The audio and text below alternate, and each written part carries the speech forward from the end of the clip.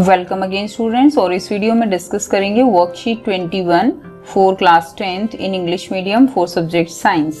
और ये वर्कशीट भी बच्चों आपके शेड्यूल की गई है 21 अगस्त 2020 के लिए। और ये चैप्टर इलेक्ट्रिसिटी है जो हमारा चैप्टर 12 है एनसीईआरटी बुक जो चल रहा है। और ये वर्कशीट आपकी इस चैप्टर से रिलेटेड लास्ट वर्कशीट है। Okay, and in this worksheet we will study about the heating effect of electric current। अब बच्चों आपने देखा है कि जिस प्रकार हीटर घर में जितने भी हमारे अप्लायंसेस होते हैं, हम तरह तरह के अप्लायंसेस देखते हैं, लाइक प्रेस है, ओवन है, microwave, heater, electric bulb, fan, तो सभी जो है एक तरह से काम नहीं करते। मीन्स क्या है कि जैसे हीटर प्रेस गर्म होते हैं जिनको हम एज ए हीटिंग इफेक्ट की फॉर्म में उनको यूज करते हैं, एज ए हीटिंग अप्लायंसेस हैं वे। तो जो फैन है या बल्ब है उनको हम उस तरह यूज नहीं करते जैसे हम प्रेस है या माइक्रोवेव है उनको यूज करते हैं। सो ऐसा उनमें क्या है, that is the heating effect. Okay, if an electric circuit is purely resistive, यानी इलेक्ट्रिक सर्किट को अगर हम रेजिस्ट करते हैं, रोकते हैं, ओके, किसकी हेल्प से? रेजिस्टेंस की हेल्प से। द सोर्स ऑफ एनर्जी, अब उसमें करंट तो फ्लो हो ही रहा है, okay, source of energy continuously get dissipated entirely in the form of heat, यानी जो करंट है रेजिस्टेंस के कारण, जब रेजिस्टेंस हाई है तो उस टाइम पे क्या होता है, करंट की जो एनर्जी है that get converted into the heat. Okay, वो किस में कन्वर्ट हो जाती है? हीट में। This is known as heating effect of electric current. And consider a current I flowing through a resistor of resistance R. Okay, let the potential difference is V. Let T is the time during which a charge Q flow across. इसमें charge कितना flow कर रहा है? Q charge जो है वो flow कर रहा है। The work done in moving the charge Q through a potential difference is VQ। यानी जो वर्क डन है ये हमने फर्स्ट वर्कशीट में ही पढ़ा था। Work done that is V into Q। Okay, कि पोटेंशियल डिफरेंस है और जो चार्ज है उसको एक पॉइंट से जो अनदर पॉइंट है, जो चार्ज का जो डिफरेंस है। Okay, so to move the charge from one point to another point, और you can say through a potential difference is known as work done. Therefore the source must supply energy equal to V into Q in time T। Okay, hence the power input to the circuit by the source। यानी power क्या होती है normally, जो अगर हम बात करें तो पावर क्या है कि कितना वर्क डन जो है वो किया गया है in a particular time. Okay, so P is equal to V into I। So यहाँ पर क्या है, I that is Q, I is Q by T। So कि कितना जो है पोटेंशियल डिफरेंस है और कितना उसमें से आप कह सकते हो करंट फ्लो कर रहा है। सो वो क्या होगा, that will be the power. The energy supply to the circuit by the source in time T, कितनी एनर्जी सप्लाई हो रही है, that is P into T। यानी कितनी पावर का अप्लायंस है और कितने टाइम तक हम उसमें एनर्जी सप्लाई कर रहे हैं। ठीक है, तो वो क्या होगी, वो एनर्जी जो है कितनी हम सप्लाई कर रहे हैं वो निकलेगी।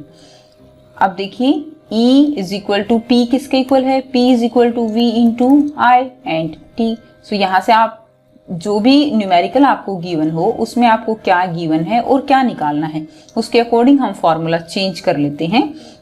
सो टोटल एनर्जी क्या होगी यहाँ से, V into I into T। V into I क्या है? T है, पावर है। ओके, यानी सिंपल सी बात है कि अगर एक बल्ब जो है 60 वॉट का है, एक बल्ब जो है 100 वॉट का है, ये 1 आवर इसको हम ऑन रखते हैं, 1 आवर इसको हम ऑन रखते हैं। सिंपल सी बात है, एनर्जी कंजप्शन किस में ज्यादा होगी? एनर्जी कंजप्शन ऑब्वियसली इसमें ज्यादा होगी क्योंकि ये 100 वॉट का बल्ब है। यहाँ पर भी सेम वही चीज है, कंफ्यूज ना हो। एनर्जी किस में ज्यादा कंजप्शन होगी? Energy supply to the circuit by the source in time T किस में ज्यादा होगी? जिसकी पावर ज्यादा होगी। यहाँ टाइम तो हमने सेम रखा है लेकिन पावर का डिफरेंस है। अब अगर यहाँ पे हम इसको 2 आवर कर देते हैं, और ये 100 वाट है, ये 60 वाट है, बट ये 2 आवर है, तो यहाँ पर एनर्जी सप्लाई में भी ज्यादा होगी। ओके, सो इस तरह से आप जो है देख सकते हो कि किस प्रकार हम E is equal to P into T फॉर्मूले को समझ सकते हैं। Since energy is equivalent to the heat produce, अब एनर्जी जो है वो किसके इक्विवेलेंट है कि कितनी हीट उसमें प्रोड्यूस होगी। सो हम एनर्जी की जगह क्या लिख सकते हैं, हीट लिख सकते हैं, that H is equal to V into I into T। So H is equal to I square RT। यहां से हमने क्या यूज किया, using Ohm's law. Okay, using Ohm's law V is equal to IR, V की जगह IR रखा हमने, तो IR रखा तो I स्क्वेयर हो गया, I स्क्वेयर RT, और इसको हम क्या कहते हैं, this is known as joules law of heating. Okay, this is known as joules law of heating. So Joule's law of heating, it states that the heat produced in a resistor is directly proportional to square of current, यानी जितना ज्यादा current flow करेगा उतनी ही ज्यादा heat flow करेगी। Directly proportional to resistance for a given current, जितना ज्यादा रेजिस्टेंस होगा उतनी ही हीट भी प्रोड्यूस होगी। ओके, सो जितने भी हीटिंग इफेक्ट के अप्लायंसेस होते हैं उनका रेजिस्टेंस जो है वो ज्यादा होता है। Directly proportional to the time for which the current flow through the conductor. H is directly proportional to the time. जितने ज्यादा टाइम तक आप अप्लायंस को ऑन रखोगे उसमें उतनी ही ज्यादा हीट जो है वो होगी। नॉर्मल से अगर घर में जितनी ज्यादा देर अप्लायंसेस चलते हैं वो हीट अप हो जाते हैं।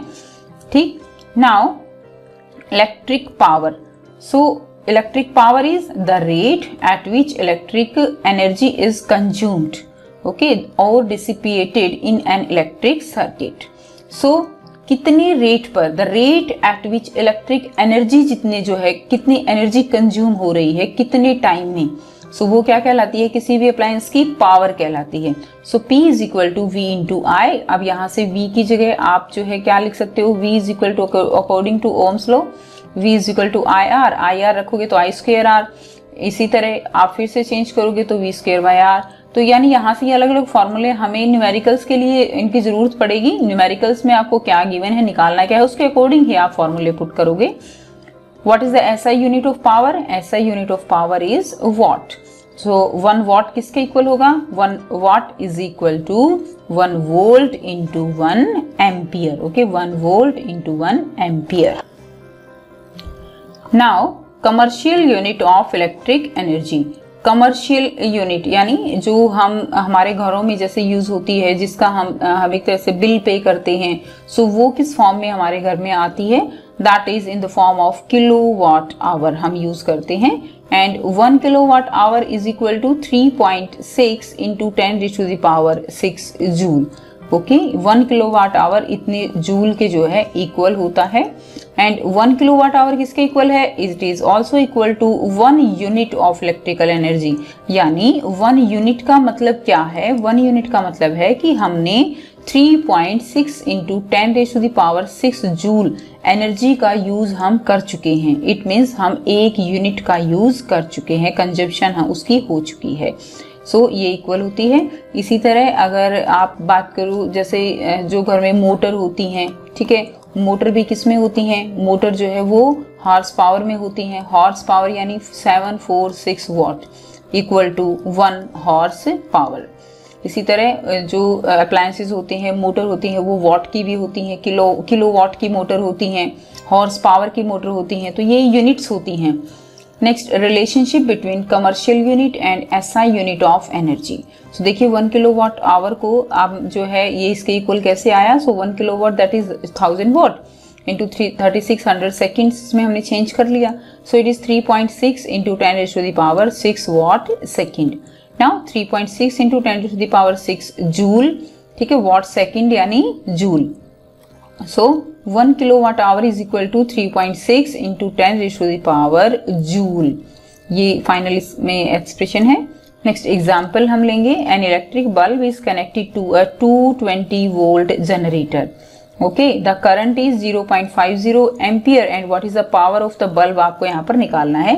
सो सिंपल है, P is equal to VI, V given है, I गिवन है, आंसर आ जाएगा 110 joule per second means 110 watt. Power की यूनिट क्या होती है, जो है वॉट में हम पावर को मेजर करते हैं, या जूल पर सेकेंड अगर हम रेट ऑफ टाइम की इसे के अकॉर्डिंग इसकी यूनिट देखें तो।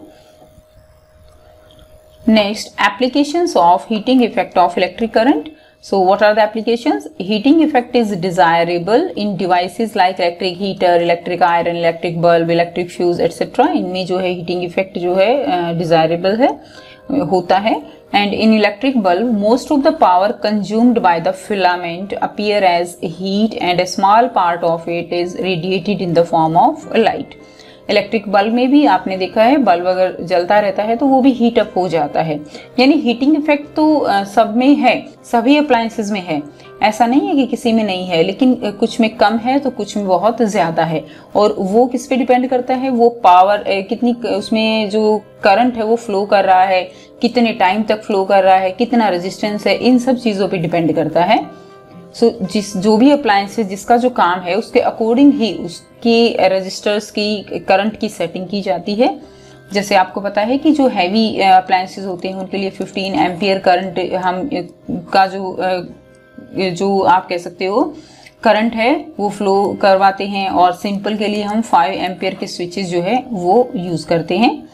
Next, filament of electric bulb is made of tungsten. जो फिलामेंट होते हैं बल्ब के अंदर they are made of tungsten. Why? As they does not oxidize readily at high temperature. High temperature पे ये इजीली ऑक्सीडाइज नहीं होते हैं टंगस्टन जो है, और it has high melting point, इनका हाई होता है. ऐसा नहीं है कि थोड़े से टेम्परेचर से ही ये मेल्ट हो जाएं. The bulb are filled with chemically inactive gases. Inactive gases bulb में फिल की जाती हैं, so like nitrogen and argon to prolong the life of filament, ताकि जो गैसेस हैं वो फिलामेंट के साथ रिएक्ट ना कर पाएं, क्योंकि ये इनएक्टिव गैसेस होती हैं, इसीलिए जो फिलामेंट है उसकी लाइफ जो है वो ज़्यादा होगी. Next is electric fuse. क्या है? So it is a safety device. Electric fuse is a safety device, यानी सेफ्टी डिवाइस है, गार्ड है एक तरह से, that protect our electrical appliances in case of short circuit और ओवरलोडिंग. ओवरलोडिंग या शॉर्ट सर्किट होता है. शॉर्ट सर्किट यानी लाइव वायर और न्यूट्रल वायर जब आपस में मिल जाती हैं तो शॉर्ट सर्किट होता है. Overloading, high current. Okay, so in that case the safety device they work. And how they work? जैसे ही ओवरलोडिंग या शॉर्ट सर्किट होता है, जो फ्यूज हैं वो जो है एकदम से खराब हो जाते हैं, उनका जो वायर है वो मेल्ट हो जाता है. आपने देखा है बच्चों, हर एक अप्लायंस के अंदर फ्यूज होता है उसका एज ए सेफ्टी डिवाइस. और मेन फ्यूज जो है आपने देखा होगा मीटर के बाद जो है लगाया जाता है. और उसमें क्या होता है कि अगर हमारी जो है इलेक्ट्रिसिटी एकदम से ज़्यादा आती है या शॉर्ट सर्किट होता है तो पूरे जो हमारा हाउस है उसका जो सर्किट है वो कंप्लीट डिस्पोज ऑफ हो जाता है due to that main electric fuse. So fuse wire is made up of a metal or an alloy of appropriate melting point. Appropriate melting point से ये जो है fuse wire बनाई जाती है. For example, aluminium, copper, iron या lead. Current capacity, that is fuse is also connected in series with the live wire. जो fuse होगा बच्चों कनेक्ट करेंगे वो सीरीज में कनेक्ट करेंगे लाइव वायर के साथ. लाइव वायर कौन सी वायर है? लाइव वायर जिसमें से करंट फ्लो करता है. ठीक है, नॉर्मली रेड वायर जो है ये वायर होती है. Next, current capacity of fuse is slightly higher than that of the appliance. Current capacity of fuse is slightly higher होती है than that of the appliances. Now let's practice. Now यहाँ पर कुछ क्वेश्चंस हैं जो आपको सॉल्व करने हैं. Explain the joules law of heating. तो अभी हमने ऊपर डिस्कस किया है, वहीं से आप इसका आंसर लिखेंगे. सो ये आपका फर्स्ट क्वेश्चन का आंसर रहेगा. ठीक है, joules law of heating that it states that. ये तीनों पॉइंट लिख के और आप यहाँ तक जो है इसका आंसर लिखोगे एंड लास्ट में लिखोगे this is known as joules law of heating. Next question number 2 क्या है? How does fuse wire protect electrical appliances. So how does fuse wire protect electrical appliances? Fuse wire is a safety device that protect our electrical appliances in case of short circuit or overloading. And fuse wire is made up of a metal or an alloy of appropriate melting point. For example, aluminium, copper, iron, lead, etc. यहाँ तक आप इसका answer लिख सकते हो. ये आपका answer 2 हो जाएगा. नेक्स्ट क्वेश्चन 3 है. Why is the tungsten used almost exclusively for filament of electric lamp. So answer 3 जो है आपका यहाँ से होगा, filament of electric bulb is made of tungsten. ये 3 पॉइंट्स जो हैं आपको इसमें जो है लिख देने हैं। आंसर 3 हो जाएगा आपका यहाँ से। Next answer 4, a fuse wire is connected to a live wire. तो ये ट्रू है या फॉल्स है आपको बताना है। सो ये ट्रू है। Next question, which uses more energy, a 250 watt TV set in 1 hour और a 1200 watt toaster in 10 minutes. So आपको यहीं पर हम सॉल्व कर रहे हैं इसका आंसर। So energy used by TV set, okay, आप लिखिए साथ साथ energy used by TV set. So energy यानी हम इसको इवन मान के चल रहे हैं, that is P into T, power into time होता है एनर्जी जब हम निकालेंगे एनर्जी, ठीक है, दैट इज 250 आपको यहाँ पर गिवन है, 250 वॉट मल्टीप्लाइड बाय 1 आवर, हम इसको आर ही रखेंगे, दैट इज 250 वॉट आर। इसकी जो है टोटल एनर्जी आ गई बाय टीवी सेट जो उसने कंज्यूम की है। Then energy used by toaster, आपको बताना है टोस्टर या टीवी सेट में कौन सा जो है अप्लायंस ज्यादा एनर्जी का यूज कर रहा है। So energy used by toaster.